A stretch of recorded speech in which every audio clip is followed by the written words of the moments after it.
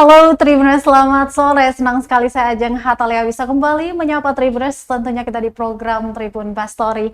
Apa kabar Anda yang mungkin baru saja bergabung di layar monitornya? Seperti biasa kita ngobrol-ngobrol di Tribun Bastory ya. Dan Tribuners tentunya bisa bergabung di comment section dengan pertanyaan, saran maupun kritik ya kepada narasumber kami yang ada di studio tribunambon.com, tepatnya di Jalan Jenderal Sudirman, Batu Merah, Sirima, Kota Ambon.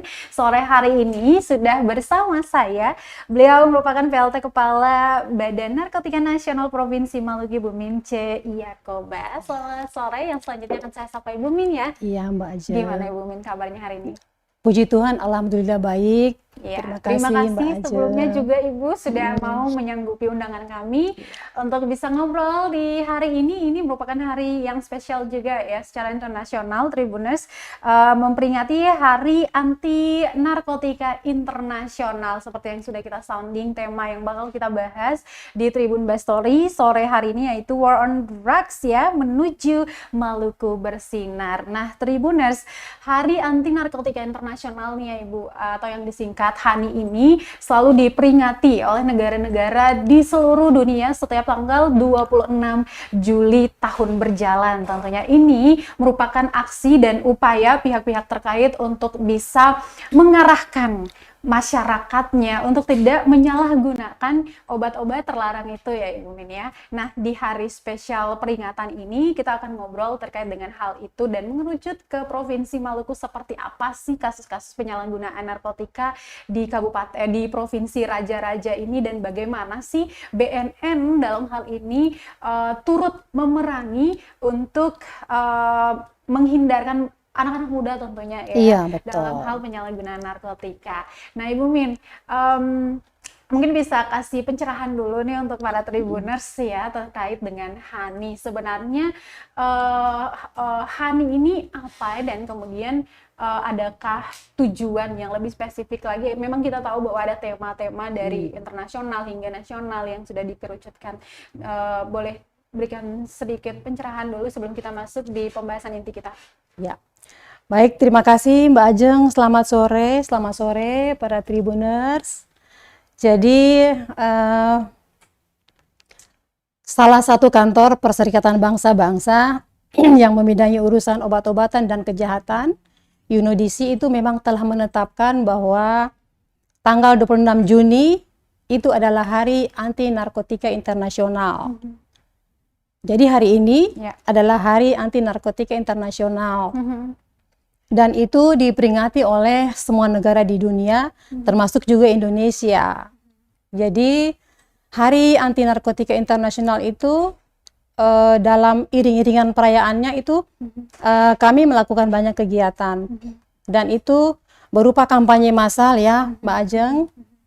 Kampanye massal dengan tujuan bagaimana memobilisasi masyarakat untuk ikut prihatin, karena pada prinsipnya HANI ini adalah sebuah bentuk keprihatinan, sebuah bentuk keprihatinan terhadap korban-korban penyalahgunaan narkoba yang memang terus berjatuhan di belahan dunia ini. Karena kita tahu bersama bahwa kejahatan narkotika ini adalah salah satu jenis extraordinary crime ya, kejahatan yang luar biasa, yang terorganisir, dan ini menjadi ancaman yang cukup serius bagi seluruh negara-negara di dunia, dan termasuk juga Indonesia, dan menjadi komitmen bersama untuk bagaimana kita memerangi, menyatakan perang terhadap kejahatan narkotika ini. Karena apa? Karena kejahatan narkotika ini bisa melumpuhkan sendi-sendi kehidupan berbangsa.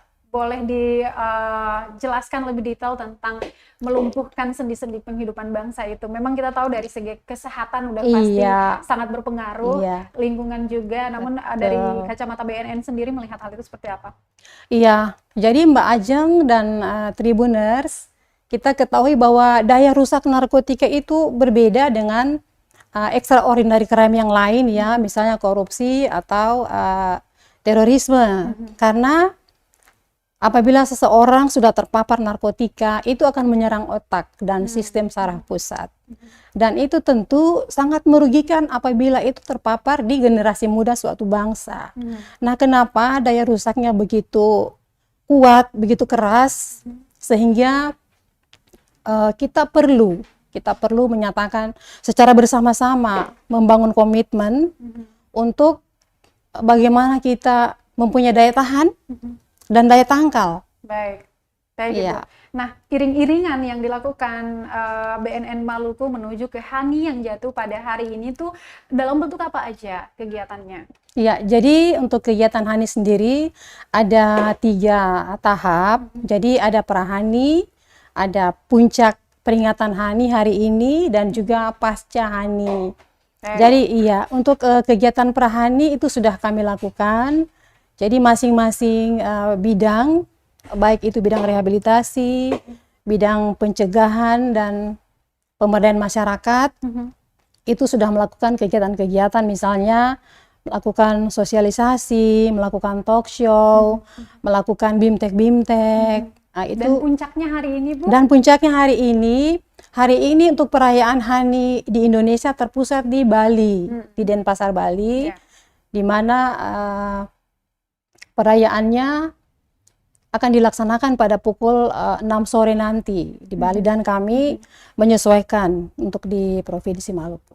Baik, sebagai informasi juga Tribuners, HANI 2023 yang seperti disebutkan Ibu Min terpusat di Bali ini juga beberapa hari sebelum puncak HANI ya, tepatnya di Jumat lalu itu juga telah dilakukan pemusnahan barang bukti, setidaknya ada sekitar 124 kg narkotika yang telah dimusnahkan dari 8 kasus yang berbeda seperti itu, dan setidaknya ada 11 tersangka yang sudah ditetapkan juga.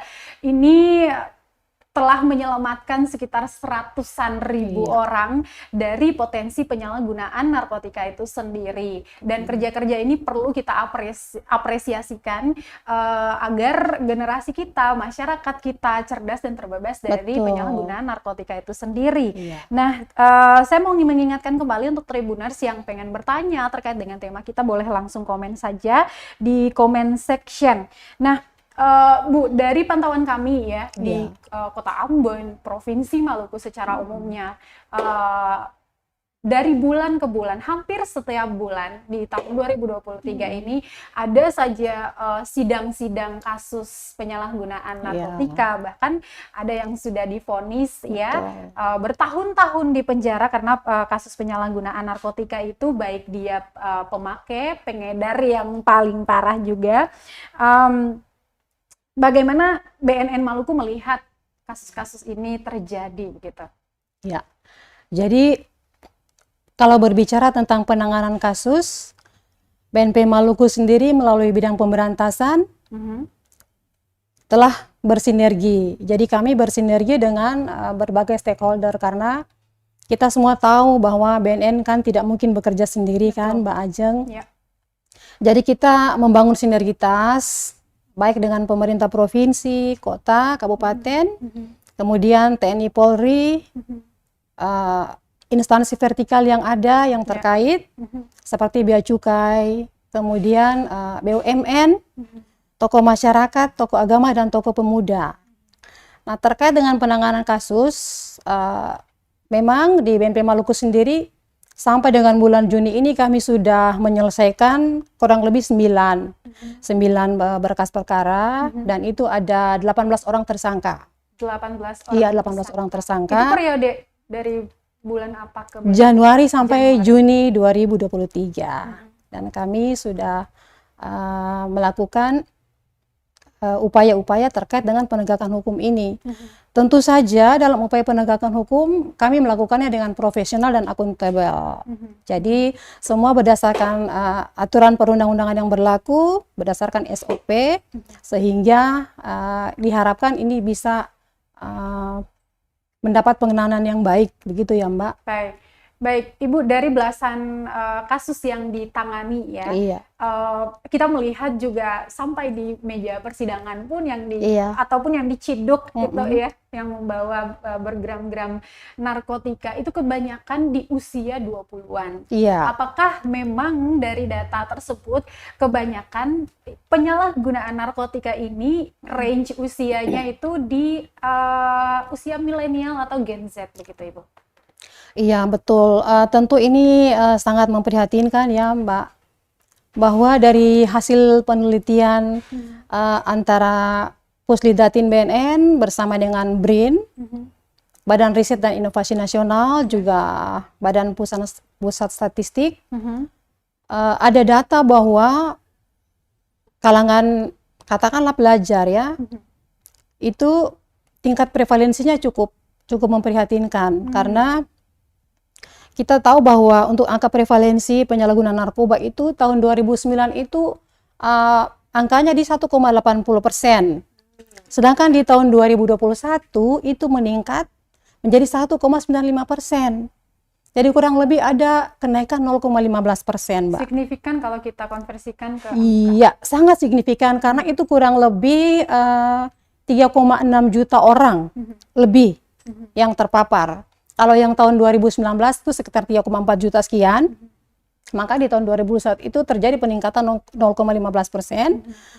Kalau dikonversikan dengan jumlah penduduk 270 juta lebih Indonesia ini, maka diasumsikan bahwa kurang lebih 3.600.000 lebih orang yang terpapar oleh katakanlah yang kecanduan narkoba seperti itu, Mbak. Baik, itu kalau di lokal daerah kita sendiri, apakah prevalensi itu sama begitu untuk usia yang tadi kita sebutkan?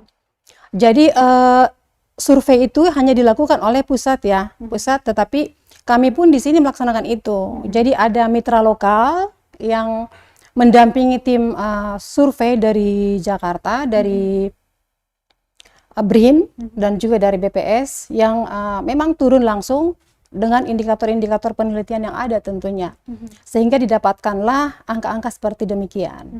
Baik, Ibu. Tadi disebutkan juga bahwa untuk memerangi para penyalahgunaan narkotika ini juga ada banyak agensi atau instansi yang terlibat di sana. Ya, bagaimana sejauh ini kerja-kerja lintas agensi ini diimplementasikan dalam hal memerangi penyalahgunaan narkotika di Maluku, Ibu? Ya. Kalau kita berbicara tentang sinergitas, ada 4 strategi nih yang digadang-gadang oleh BNN kan ya. Ada soft power approach, ada smart power approach, ada hard power approach, dan ada cooperation. Kalau berbicara tentang soft power approach, ini berbicara tentang tindakan pencegahan, kan? Pencegahan dan rehabilitasi. Jadi kalau kita berbicara tentang pencegahan, kita berupaya bagaimana mengimunkan masyarakat yang belum terpapar nih. Kita ciptakan daya tangkal pribadi mandiri untuk masyarakat yang ada, khususnya kalangan muda, generasi muda. Kalau berbicara tentang rehabilitasi, sudah dibentuk yang namanya IBM, intervensi berbasis masyarakat. Jadi Mbak Ajeng, bahwa IBM ini merekrut masyarakat atau orang-orang yang tinggal di sekitar kawasan rawan narkoba. Jadi dari IBM itu terbentuklah yang namanya agen pemulihan. Jadi agen pemulihan ini merupakan mitra BNN provinsi maupun BNN kabupaten kota. Ya, baik, itu menarik ini. Tadi ada yang namanya kawasan rawan narkoba ya, iya, di betul. Kota Ambon lah. Kalau Provinsi Maluku mungkin agak jauh, kita harus ke pulau-pulau dulu nih. Di Kota Ambon sendiri kan kita punya 5 kecamatan ya, Ibu, betul. ya. Dari 5 kecamatan ini manakah yang paling rawan narkoba, Ibu? Saya berbicara tentang Desa Bersinar ya. Desa Bersinar Narkoba. Untuk tahun ini kami mencanangkan 2 desa bersinar di Kota Ambon, yaitu Kelurahan Waihaong dan Kelurahan Benteng di Kecamatan Nusanewe, Ambon. Apakah kedua ini memang termasuk dalam daerah rawan narkoba di Kota Ambon? Jadi untuk data kawasan rawan memang ada 4 lokasi kabupaten. Jadi kabupaten kota maksud saya ya. Jadi di Kota Ambon sendiri, Kabupaten Maluku Tengah, Kabupaten Seram bagian barat dan Kota Tual. Nah, untuk intervensi itu sudah dilakukan oleh teman-teman yang sebagai leadingnya misalnya P2M, pencegahan dan pemberdayaan masyarakat, juga bidang rehabilitasi. Jadi sudah mengintervensi ke daerah-daerah tersebut. Kemudian untuk Kota Tual juga demikian, di sana kami punya BNN Kabupaten, BNN Kota Tual, Maluku Tengah, Kota Ambon dan SBB itu menjadi ranah BNN Provinsi Maluku. Baik, ya Ibu.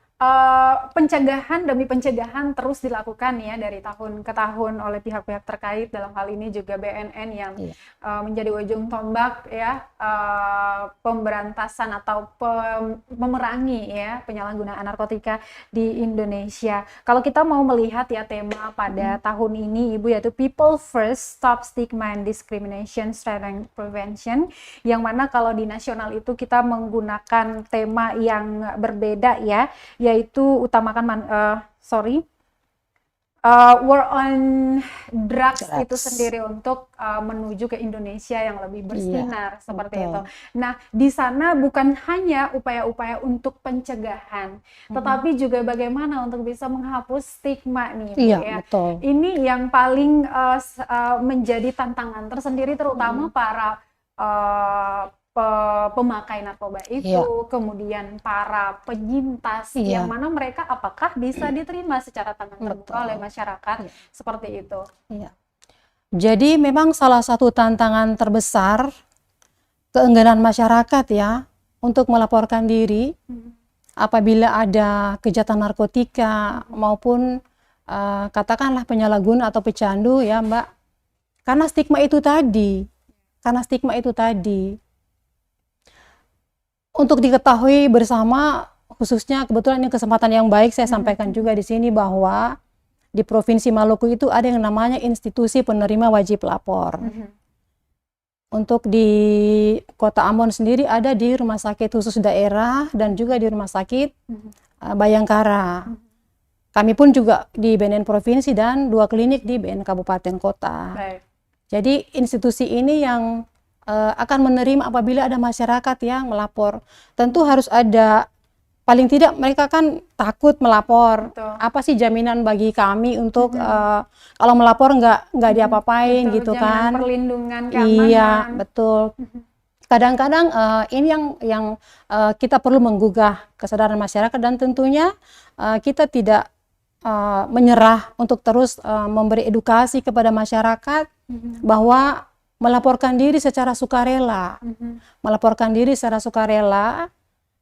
tentu akan ada proses yang akan menentukan apakah ini masuk di ranahnya hukum atau dia memang benar-benar hanya pecandu. Jadi ada proses asesmen di situ yang akan terjadi untuk menentukan peran atau status seseorang gitu Mbak. Jadi iya. Dari beberapa lokasi yang tadi ditunjuk sebagai tempat di mana masyarakat bisa melakukan pelaporan, kalau misalkan di lingkungan mereka kedapatan ada yang menyalahgunakan narkotika itu sendiri, apakah sejauh ini sudah ada, bagaimana sih pengimplementasiannya? Masih adakah masyarakat yang masih takut begitu untuk melapor? Karena kalau kita mau melihat di lingkungan keluarga pasti ada saja yang kayak sayang dan khawatir gitu anggota keluarganya kalau misalnya sudah terjerumus ke dalam penyalahgunaan narkotika itu sendiri dan ingin membawa si A dari anggota keluarganya ini untuk menuju ke jalan yang lebih lurus begitu. Jadi betul Mbak, makanya kami juga berharap bahwa masyarakat secara sadar untuk melaporkan apabila ada tetangga, ada keluarga atau siapapun di lingkungan sekitar kita yang kecanduan narkoba. Nah, saya katakan tadi bahwa bisa melaporkan diri secara sukarela ke BNN Provinsi Maluku untuk ditindaklanjuti. Kemudian yang tadi juga saya sampaikan bahwa agen-agen pemulihan ini, agen-agen pemulihan yang ada di kawasan rawan, karena agen pemulihan ini dibentuk dengan masyarakat itu sendiri. Jadi dari masyarakat, oleh masyarakat untuk masyarakat, istilahnya seperti itu kan Mbak. Jadi agen pemulihan ini diharapkan bisa menjangkau dan mendampingi basudara orang-orang yang kecanduan atau terpapar narkoba. Seperti itu. Jadi prinsipnya seperti itu. Kalau dengan kesadaran penuh mengetahui ada saudara atau rekan atau teman yang kecanduan narkoba, ayo jangan segan-segan melapor ke BNN Provinsi Maluku. Baik, untuk mengubah mindset masyarakat ini kan agak susah nih ya, Ibu, Iya, ya. betul. Ini yang masih dihadapi sebagai tantangan dari berbagai pihak dalam mengimplementasikan sebuah program misalnya. Nah, dalam hal ini memerangi drugs, not only memerangi drugs, tapi mengatur atau mengarahkan, menghapus stigma-stigma yang ada tadi.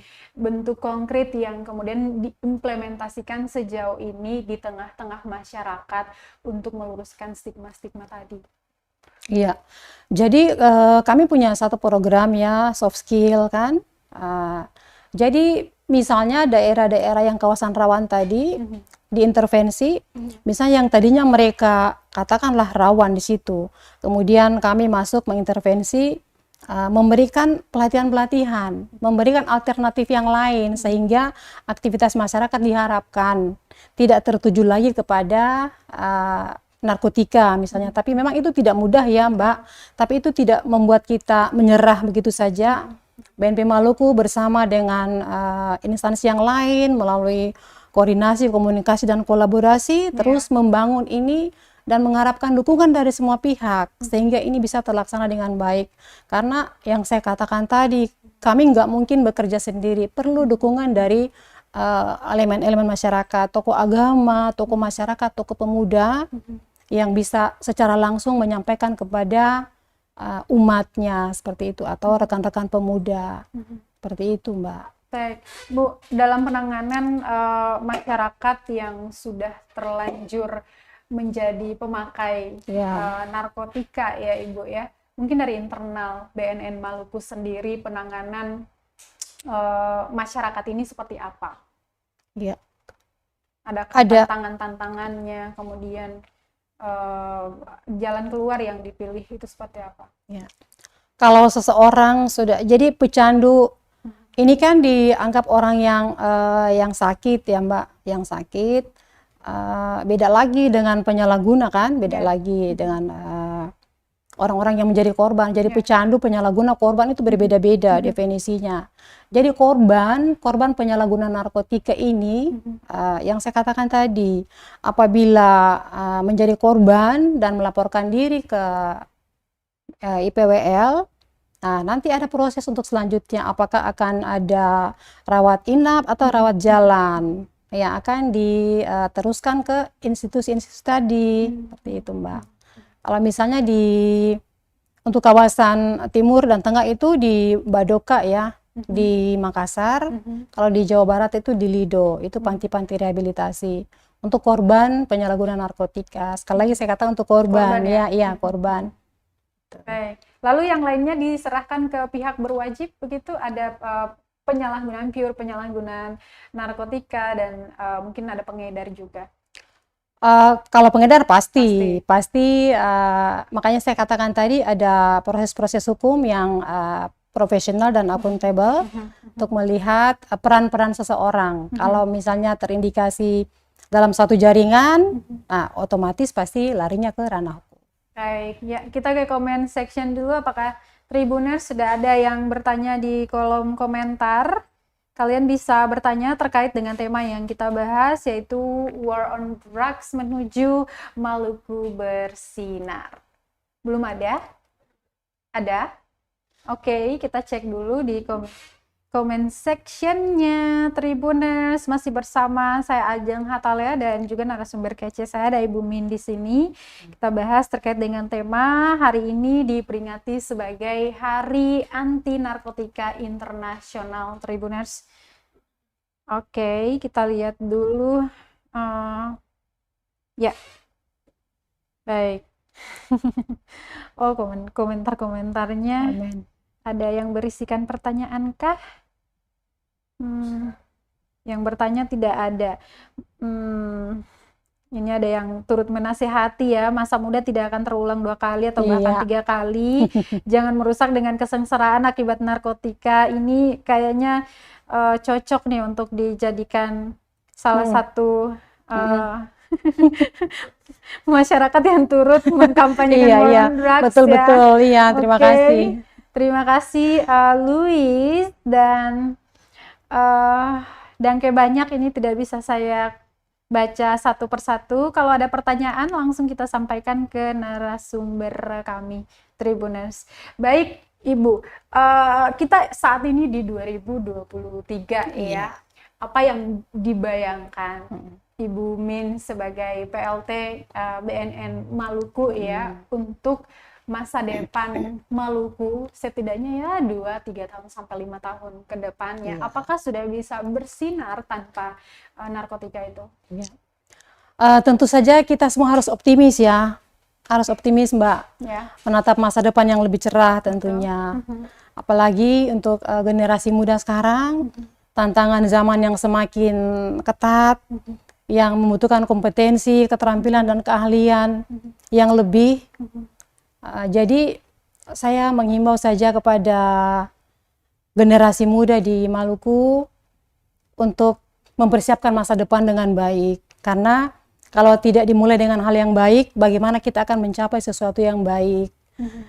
Carilah kegiatan yang positif, jangan melibatkan diri karena ada kurang lebih 3 faktor yang bisa menyebabkan seseorang itu terlibat dalam penyalahgunaan narkoba. Yang Apa pertama itu faktor individu, Mbak. Faktor individu, kemudian faktor keluarga, dan faktor lingkungan.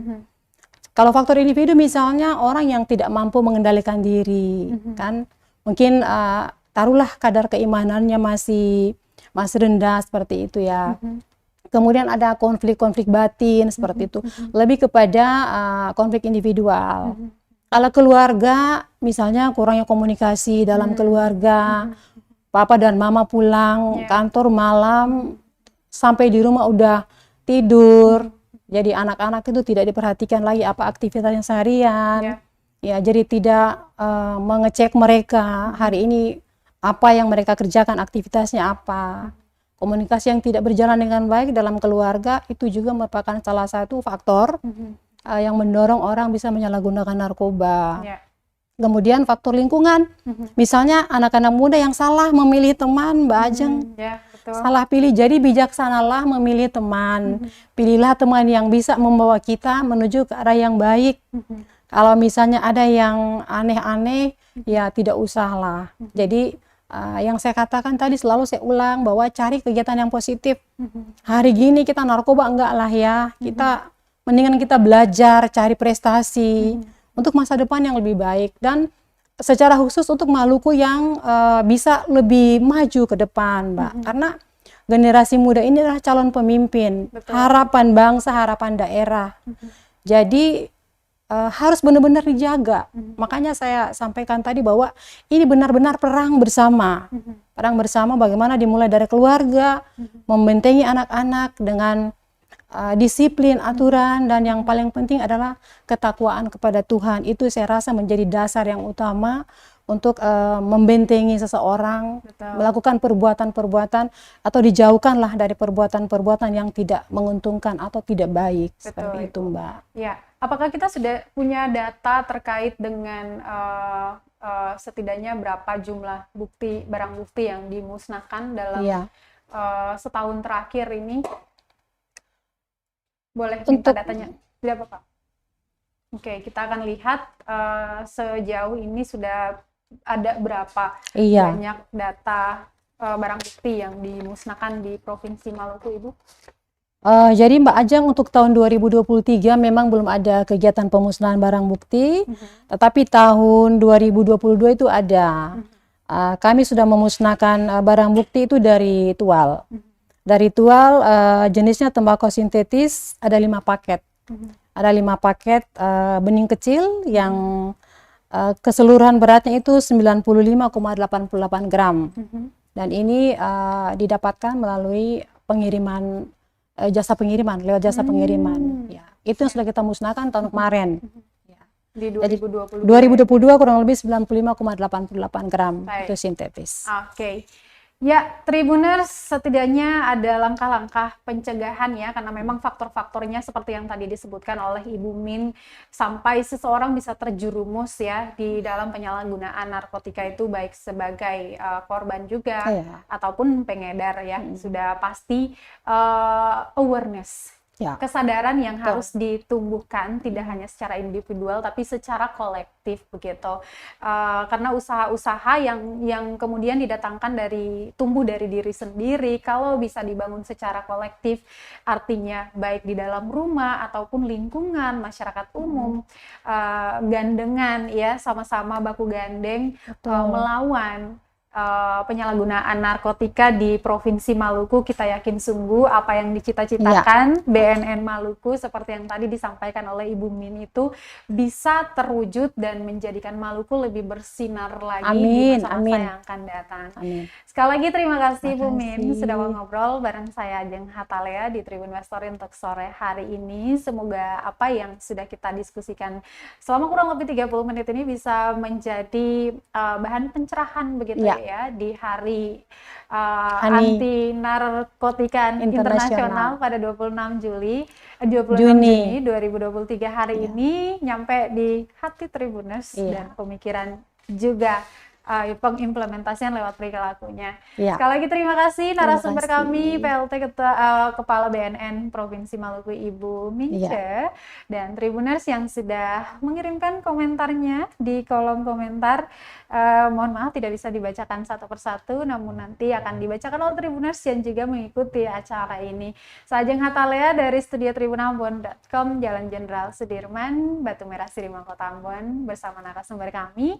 Pamit, di sore hari ini kita jumpa di Bastory untuk edisi berikutnya dengan tema dan narasumber kece lainnya. Terima kasih sekali lagi. Terima kasih Mbak Ajeng. Amato.